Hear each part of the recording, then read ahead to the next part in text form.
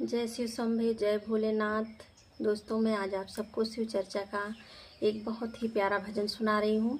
अगर ये भजन आपको पसंद आए तो आप हमारे वीडियो को लाइक कीजिएगा, शेयर कीजिएगा, सब्सक्राइब करके हमें ढेर सारा प्यार दीजिए। धन्यवाद।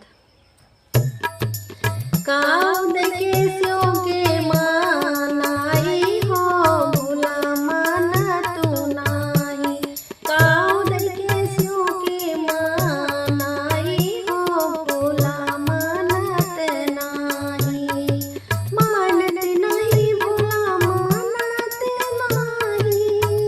मानत नहीं भोला मानत नाही। का देखे शिव के मानाई हो, भोले मानत नाही। पूरी कचौड़ी भोला के मनऊ ना भावे। पूरी कचौड़ी भोला के मनऊ ना भावे। मनऊ ना भावे हो, मनऊ ना भावे। भांग धतूर कहाँ पाई हो, भोला मानत नाही। भांग धतूर कहाँ पाई हो, भोला मानत नाही। का देखे शिव के मानाई हो, भोले मानत नाही। का देखे शिव के मानाई हो, भोले मानत नाही।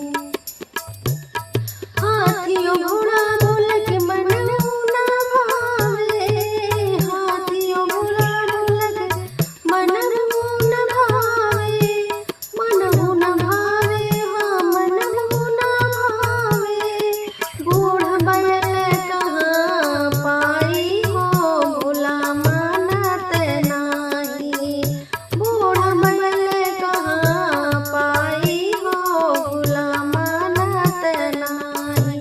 का देखे शिव के मानाई हो, भोले मानत नाही। का देखे शिव के मानाई हो, भोले मानत नाही।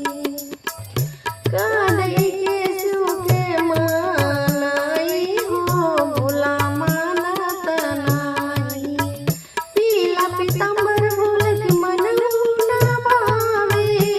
पीला पीताम्बर भोला के मनऊ